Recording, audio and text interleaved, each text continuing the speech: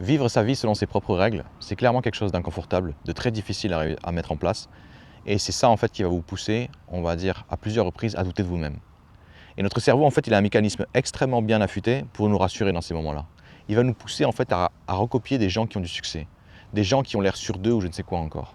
Et l'un de mes clients avait ce gros problème, c'est que quand il était, on va dire, dans l'inconfort, il se mettait à copier toutes les personnes qu'il voyait et qui avaient l'air d'avoir du succès, plus de succès que lui. Et il a toujours essayé de s'en débarrasser, mais il n'a jamais réussi à trouver pourquoi.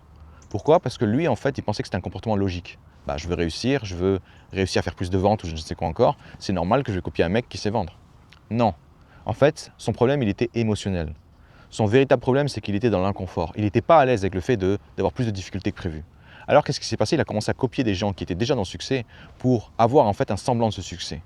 Comment on a fait pour régler ce problème-là? On a commencé à lui faire comprendre qu'il devait être à l'aise dans l'inconfort. Il devait être OK avec le fait de ne pas tout savoir tout de suite. Et à ce moment-là, ça s'est levé. Il a arrêté de copier les gens pour copier les gens. Il a arrêté d'acheter des formations dans tous les sens qui lui donnaient rien. Parce qu'en fait, le problème, c'était jamais ce qu'il savait faire, mais c'était plutôt comment il se sentait pendant qu'il devait le faire.